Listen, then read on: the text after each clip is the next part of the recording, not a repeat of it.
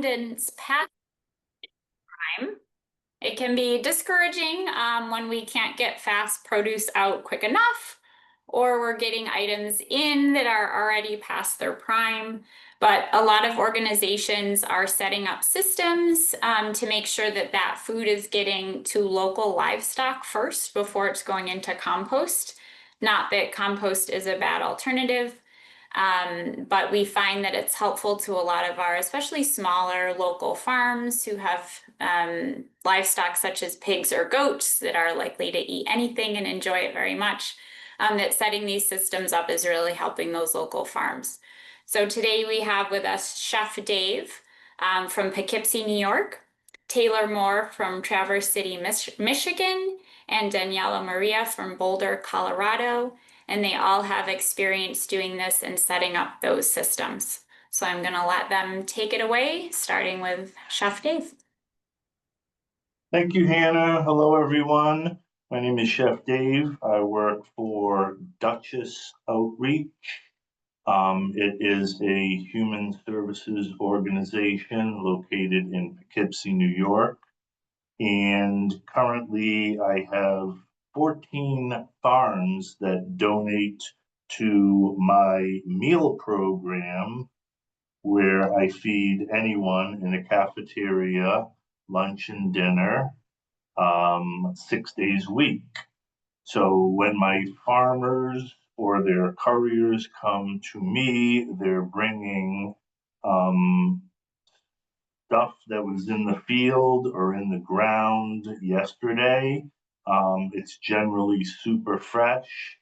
Sometimes right around the period of the first frost, they'll get a little nip to them, but I take it in. I want to keep them in business and keep their space green. And I also want to utilize those items in my menu daily and provide some good nutrition for my customers slash clients. Forever, I refused to feed a trash barrel or a dumpster, and I'm still that way.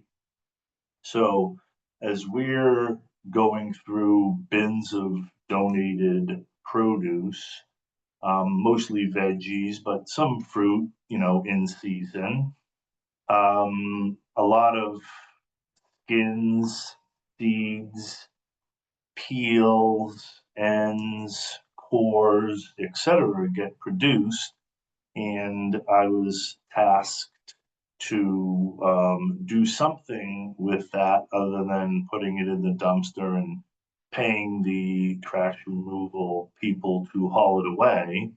So in any working kitchen, you have an accumulation of white food grade plastic buckets that kind of just, you order things and they come in these food grade plastic buckets with lids. And we operators generally don't throw anything away. So we have a stack of them around, and we cleared one shelf and one walk-in refrigerator and trained the staff to fill the goat and chicken bucket with the things that we are not going to serve in our cafeteria: peels, seeds, ends, cores, etc. And we really sealed the deal when I was at the farm and I was dropping off buckets. And I took a picture of all the girls that came running to the chow line as I was making it in the barnyard. And the people that saw that, they were like, so this is really cool.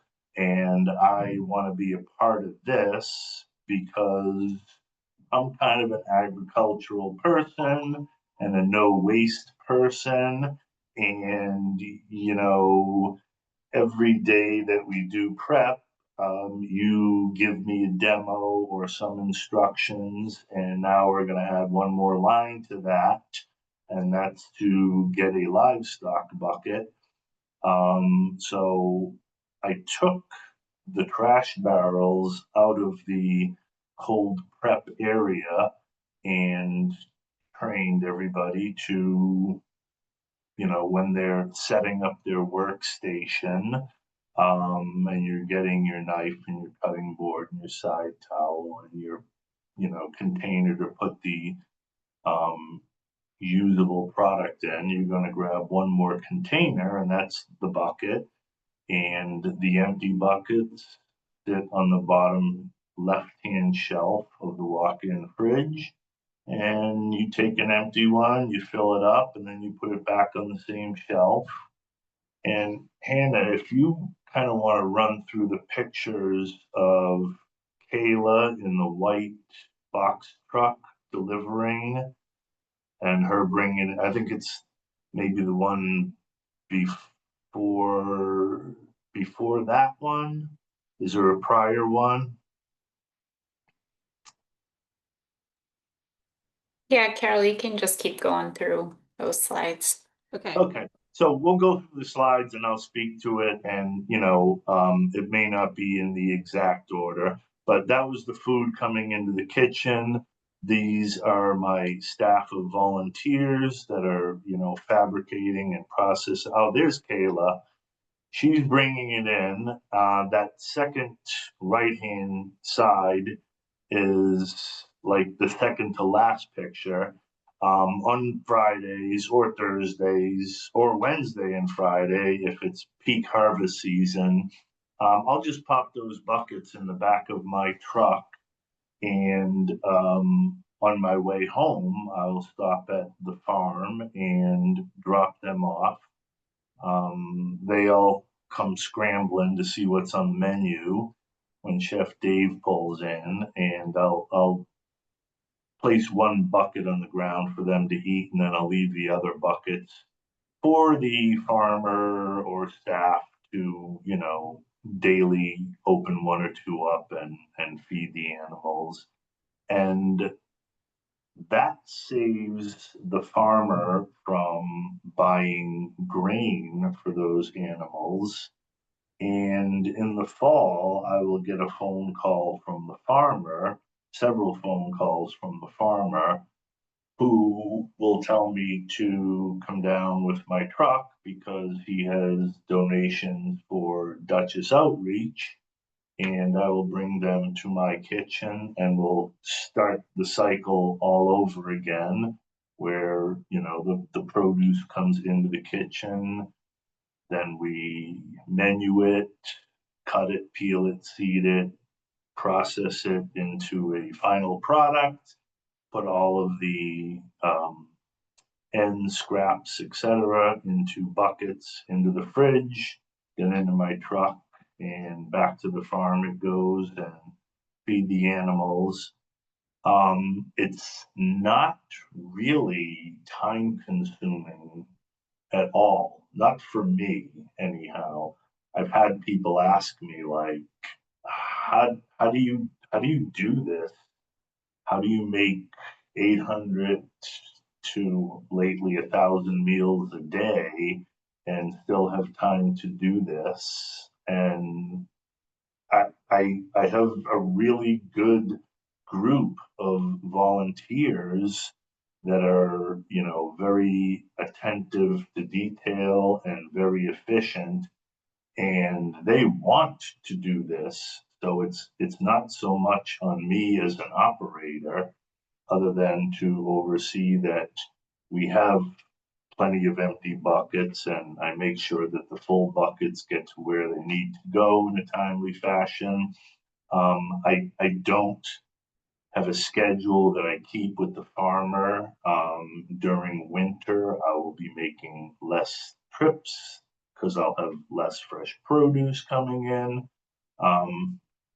But it's not a cumbersome task for me. So I would encourage any operator, no matter how big or small your operation is, to do something like this, just just for the fact that we can take this very usable food out of the waste stream.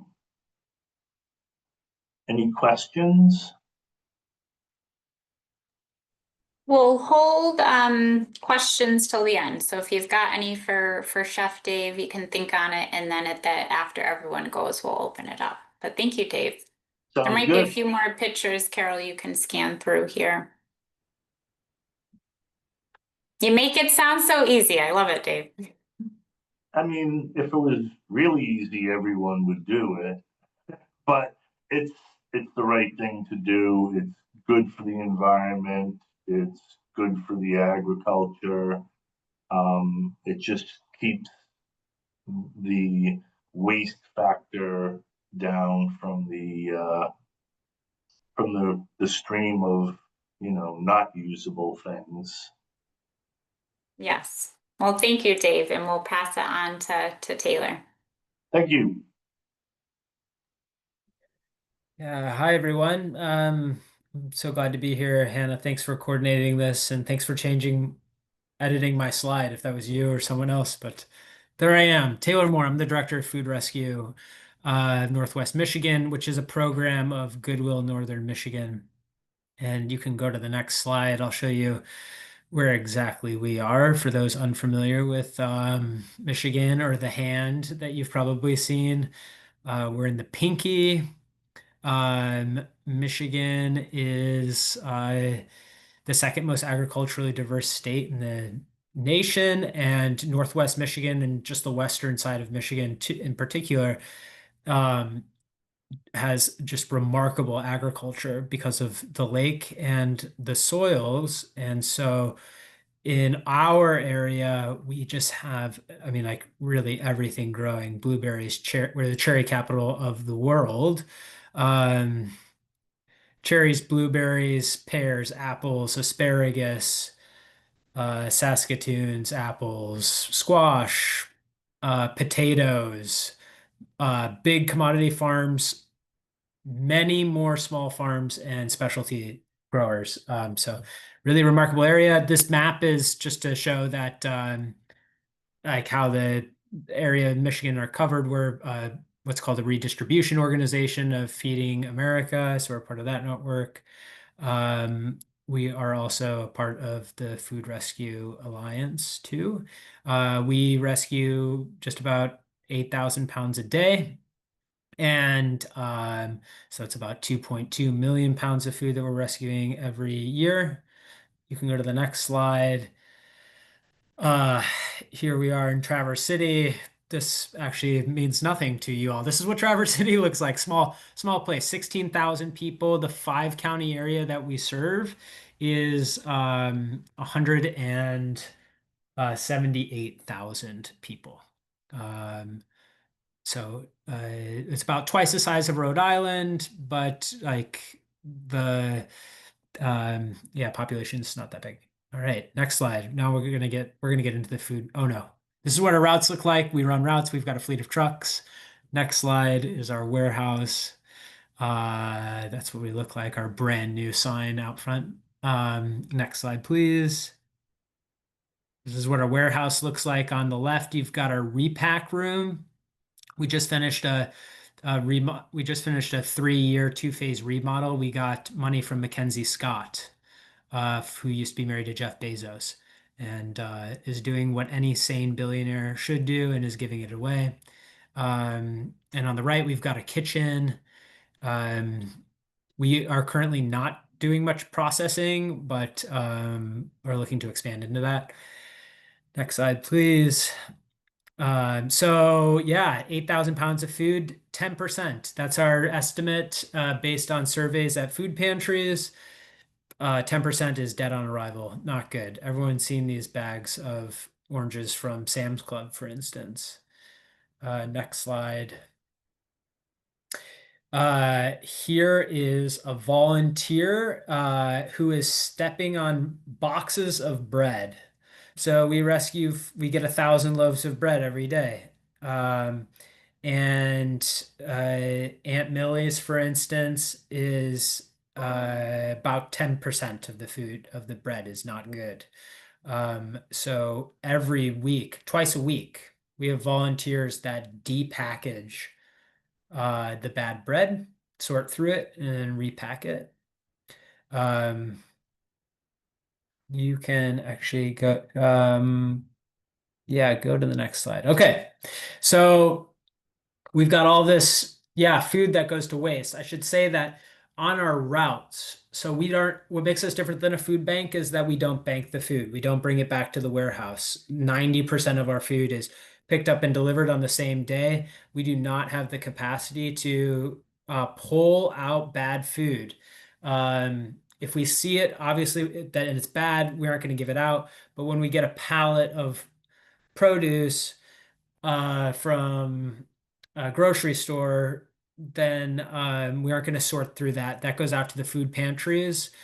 We deliver right to them, usually a couple hours before they're open to the public. So they're the ones sorting through the food. But nonetheless, we still bring food back. And we make sure that it goes out to farms. We've got a handful of pig farmers. We've got 3 pig farmers that we've worked with.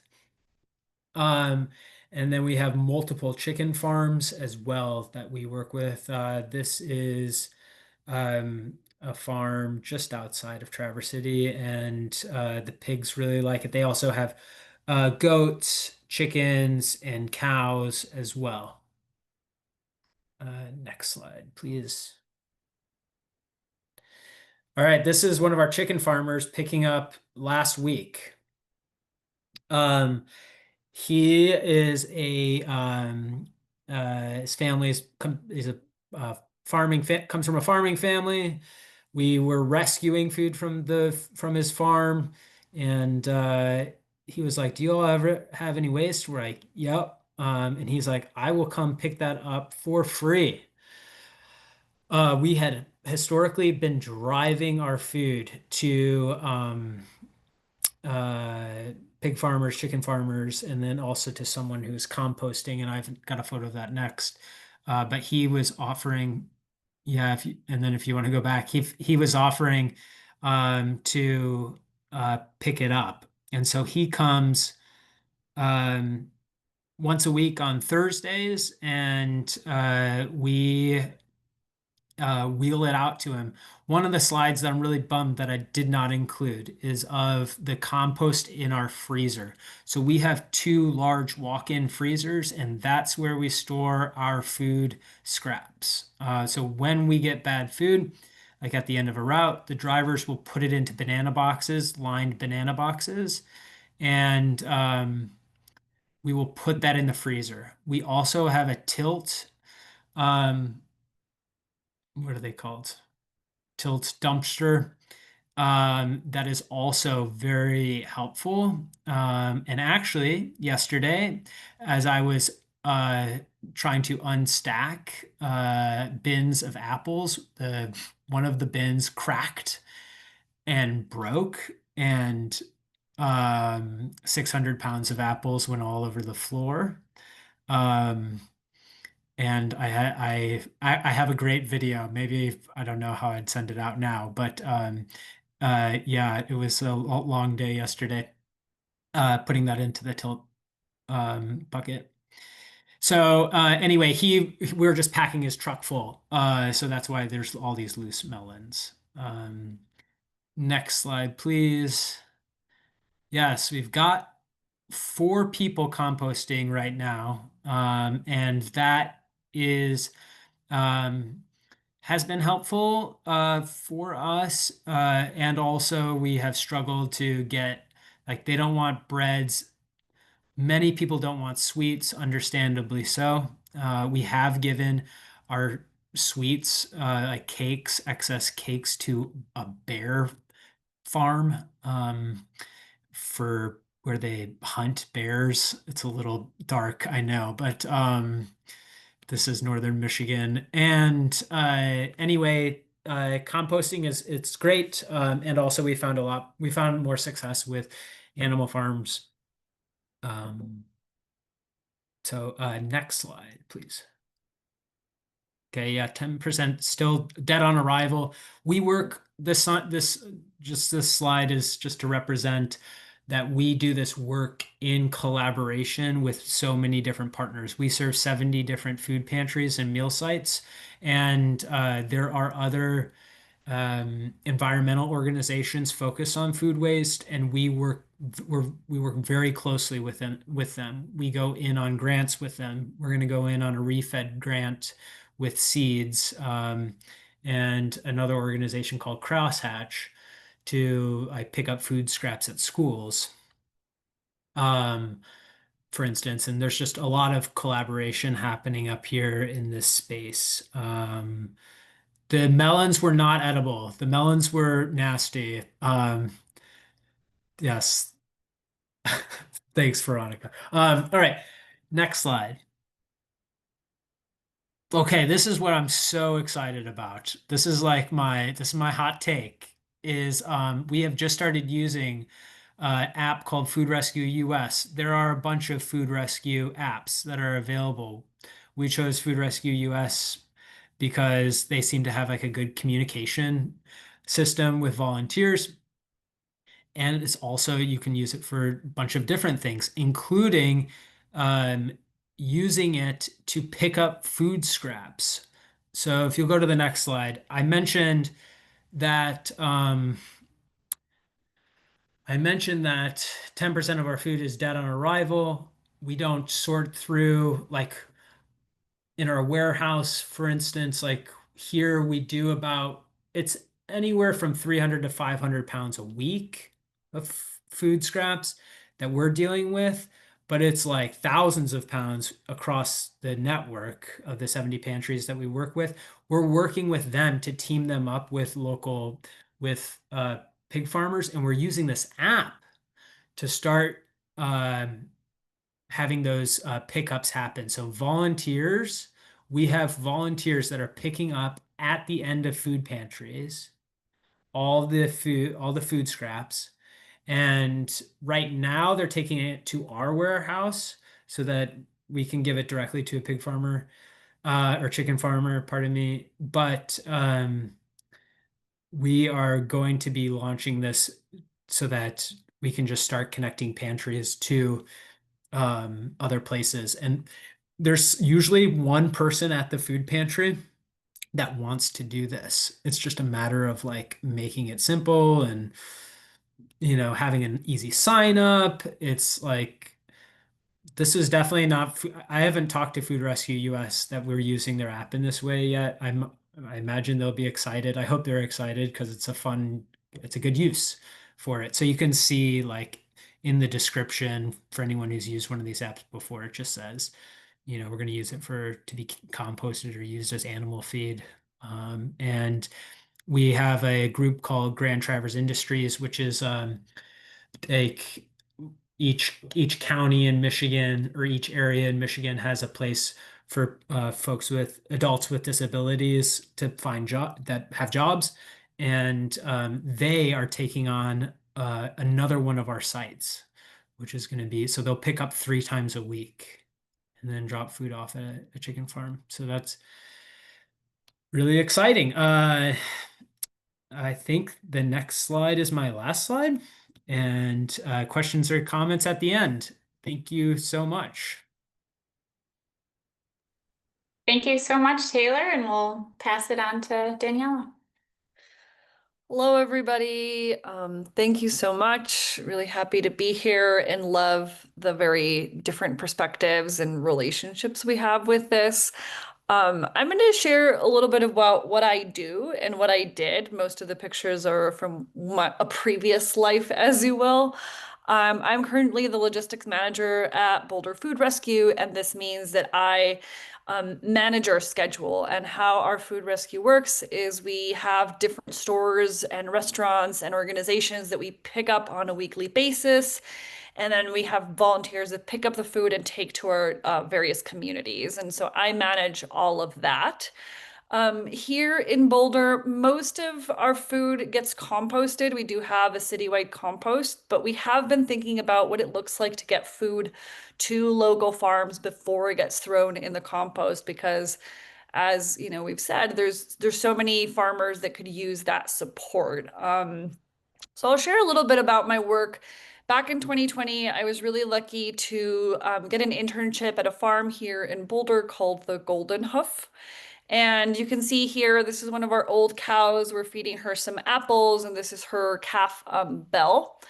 And so a lot of my work at the Golden Hoof was taking care of the animals and feeding them. And a lot, their work was based on permaculture principles. And one of those principles is produce no waste, like closing the loop. All of the food, anything, really the only species on this planet that really produces waste as in something that doesn't get reused is humans. And you can go to the next slide. I don't know, I don't remember exactly what order these are in, but here we go. This is Dudley. She was one of our fattest little cooney pigs. And on the left, you can see these are all pumpkins that were left from on a farm that was next to us, where they had, you know, pick your pumpkins. And we spent basically a whole morning picking up pumpkins out of this farm. And I'll share, we did a few different pickups. We collaborated with farms like this one, but then we also on a weekly, sometimes multiple times a week, would pick up from a pantry here. And this was very different, which from what Taylor and Chef Dave were doing, because what would happen is we would show up with a truck with a lift, and they would have multiple bins, like 50-gallon bins of filled with food. And we would drag those onto our lift, and then we would feed those out to our pigs. And what I loved about the system was that it combined that like food waste and composting, because most of our food went into our pig pens. And it was very strategic in the sense that we would put the food in, they would eat it, and then they would turn that into soil, and we would be constantly adding wood chips to it. And I know this might not be like exactly what we're talking about from the food rescue, but I love bringing in the farmer perspective, because most people don't think about what the farmer is doing. And so our pigs would stay in these areas for a season or sometimes two, and then we would come in with a machine, and we would make these huge compost piles. And so that's how we made our compost, was in collaboration with the pigs. You can go to the next slide. Yeah, so pigs are really great. You can see that there's a huge variety of food that they eat. We processed all of our own birds. So we raised pigs, chickens, ducks, sheep, cows. I think that's it. I might be missing an animal there, but the great thing is, you know, we processed our own birds, and in the process of doing the birds, you're plucking them, and actually the feathers are high in protein, and so we would often feed our feathers to the pigs, and they would help us process that and continue that process of integration.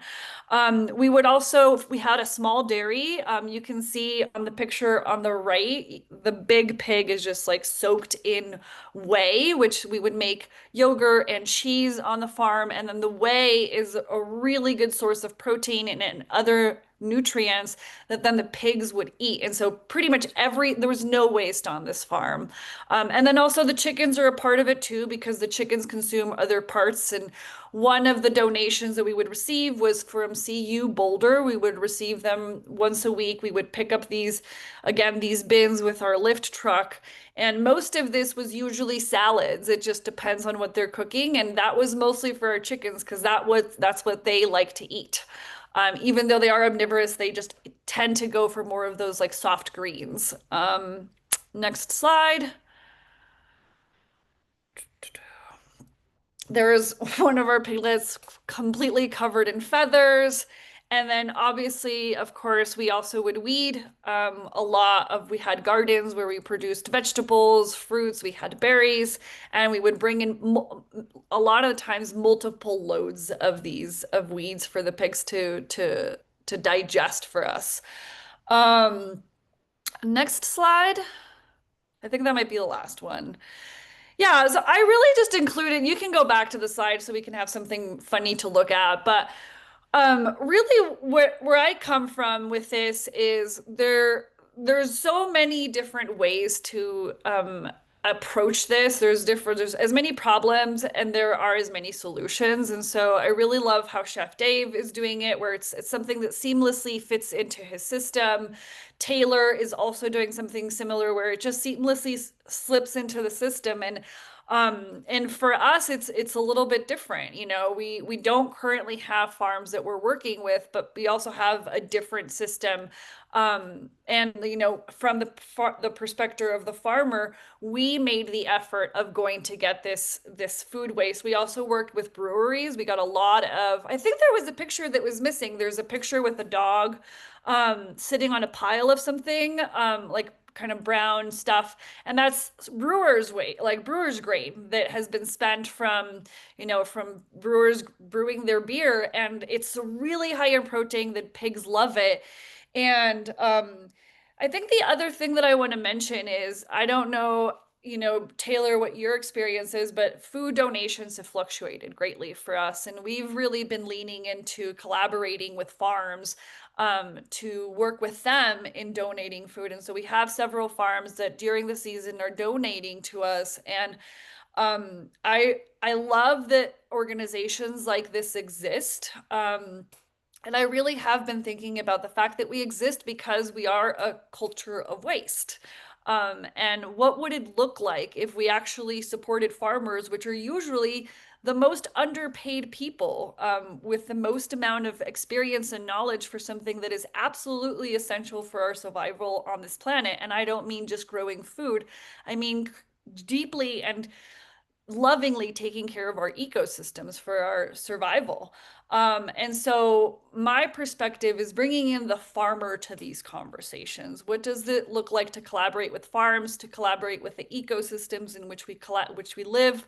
And getting creative. You know, what I experienced is different from what Taylor and Chef Dave are experiencing and what somebody else might experience. And it doesn't have to look one way or another, but rather just another permaculture principle that I love is observe, then interact. You know, we're taking all of this information, all of this experience.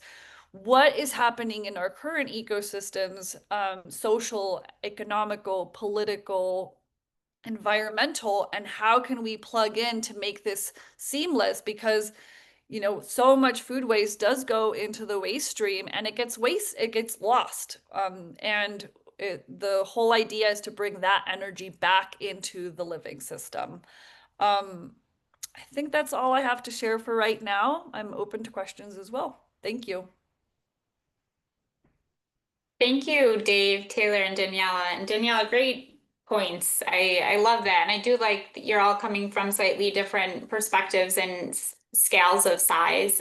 Taylor, I can't imagine managing the size that you do, but you know, we as a food rescue are just starting to do this more, trying to get food to pig farmers. And like you, Chef Dave, it's one of us is driving past this farm, so we're dropping it off, you know, but I think it's overwhelming, as a lot of things are, to think about how you're going to implement it, but just doing those simple steps that you can start with, and what is on a staff member's route home, or what can we drop off before we drop our kids off at dance, you know, like you find those ways and then you kind of build upon that. So I really like that.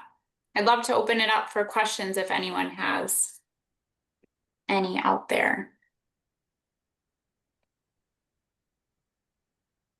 Veronica asked in the chat that, I think referring to Daniela's comments about feeding the animals, that it's using the animals, it's also probably better for the soil. So maybe talk a little bit about that. And I know that's like probably a really specific permaculture practice, but yeah. Yeah, I mean, you know, compost is a really great thing. And I'll share a little extra. You know, I've been farming. This is my first year not farming in over 8 years. And I've really delved into biodynamic farming, which considers a farm as a whole ecosystem. And so in biodynamic farming, animals are essential because they are the great digesters, right? And different manures have different things to offer. And so when we build a compost pile, we're building a digestive system, which is great. And also, if we collaborate with animals, we can get a more concentrated digestion. We can digest things faster. Like pigs are amazing. It's truly amazing what pigs will transform for us. This was one of my first experiences on the farm. It's hard. This might be triggering. I apologize, but I think it is important for us to connect to this. So we, like I said, I mentioned we raised sheep, pigs, all of it. And every year, my favorite time was lambing season. And lambing season is beautiful and it's fun and it's great. And lambs die and death happens on the farm. And so one of my first experiences was picking up a lamb that had died and feeding it to the pigs. And that, that really connected me to like everything is transforming into something else. And yes, like, pig manure is really high in nitrogen. Bird manure, really high in nitrogen. Cow manure is almost ready to just put on soil directly, depending on what you're cultivating. So yes, these different animals are putting outputs that can more directly be in relationship with the soil and then with the plants. And I hope that answers your question.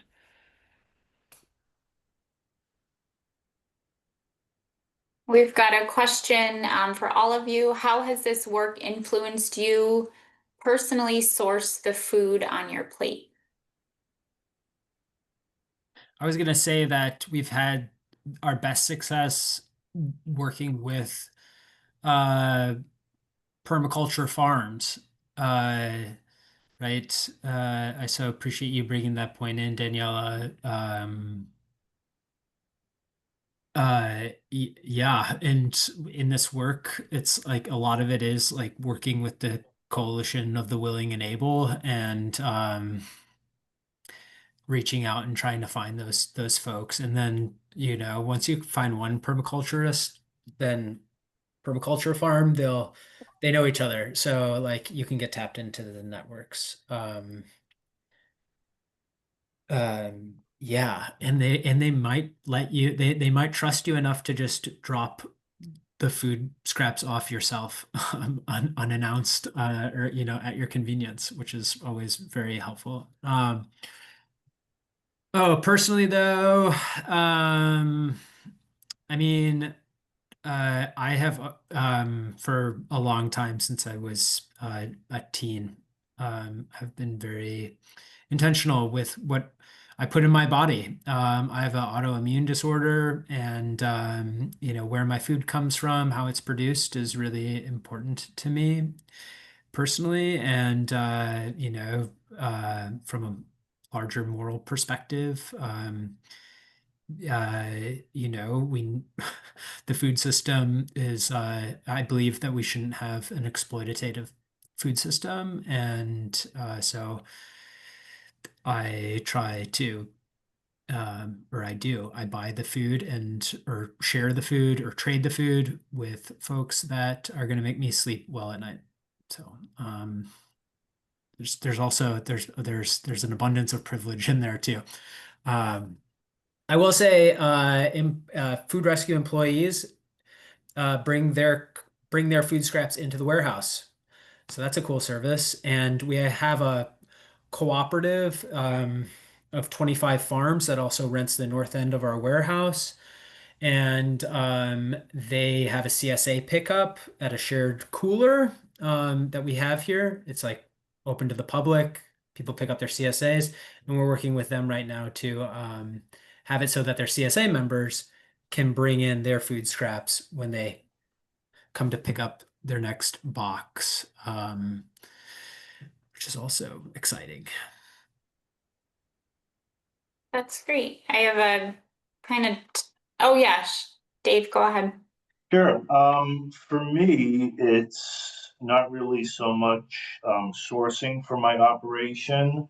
I will take the delivery from what the farmers are able to produce and donate to Dutchess Outreach. And I communicate with the drivers. And at some point in that conversation, I will see the quantities and the varieties that they bring to me. I also share a space in the same building with our Duchess Outreach food pantry. So I will take what I know I can use in a specific time frame for my menu that week, and then all of the other or the abundance I will ship next door to our pantry, and the staff over there is great about getting it out and presented well. And our communities come in and reap the benefits of what the farmers have gifted us with.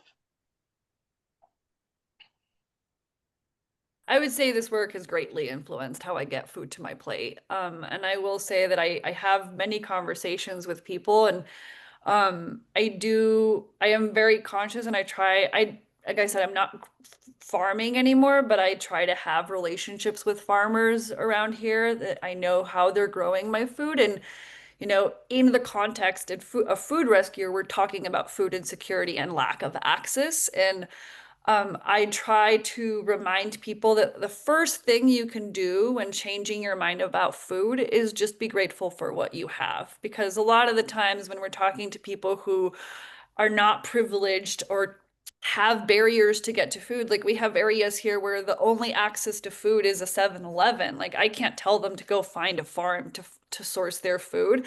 But just bringing that gratitude already shifts how we consume the food that is in front of us. So I just wanted to mention that. Yeah, that's great. We do have a question in the chat about pumpkins. If anyone has just with the Halloween right behind us here, any experience gathering from communities, specifically those carved up pumpkins that are oftentimes going to end up in people's trashes?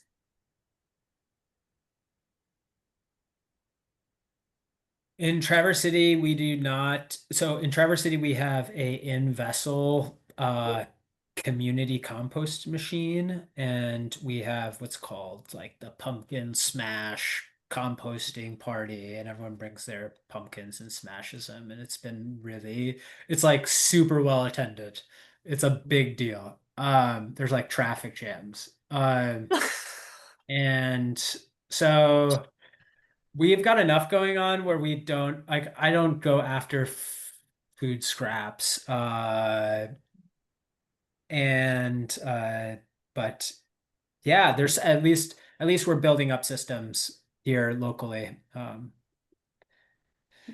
make sure those don't just go in landfill. Yeah.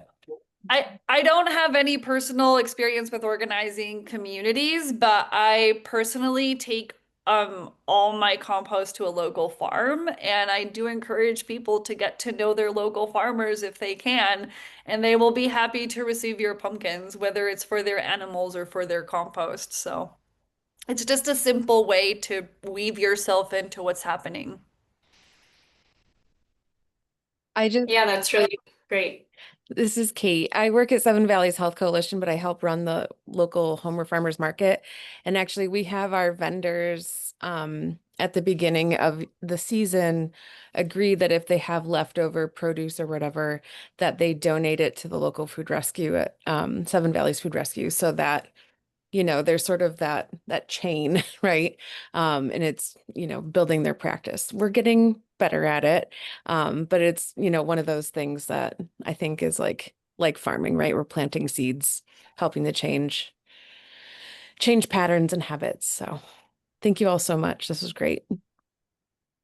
Yeah. And Danielle, I love that because we, on an individual basis, we're all dealing with our own cooking and composting, but I like the idea of just like, hey, I'm just going to drop this off at a farm, and those connections we make are critical. And I think farmers oftentimes feel isolated, they're kind of stuck to the land for most of their time. And I think any way we can piece those together and keep communicating is key, whatever size we're doing that at. It's just getting it started. So, and I really I will the other add, discussion. feeding an animal and listening to the meat is one of the most like entertaining things. Like I love it. Just like pigs just going at the compost is so fun. They're happy, like Chef Dave said, a line of happy girls waiting to eat there. So no, anything to make you kind of feel more connected is always good. So well, wonderful. Thank you all so much for sharing your time and your experience with this. And I think if those of us out there doing food rescue aren't implementing these systems yet, this is a really good kind of piece to what that could look like for us. So thank you so much. And I'm going to wrap us up as well now for our conference in general. If there are any more questions out there, let me just check the chat here. So thank you all for attending today. We really appreciate it. Obviously, this is a tremendously busy time for a lot of us, just with what is going on a national level. So your time here, we truly appreciate it. I want to thank the staff here at Seven Valleys Health Coalition, Carol, Kate, and Anna, who are behind the scenes kind of helping things run smooth when we could make it run smooth. So thank you for sticking along with us for the day. We really appreciate it. I will be sending a follow-up with all of you who registered with some additional information and resources. So we appreciate your time and all the work that you're doing for your communities now more than ever. You're not alone in these efforts, and please use this network, to help strengthen the work that we're doing. Thank you so much, everyone. Thank you, Hannah.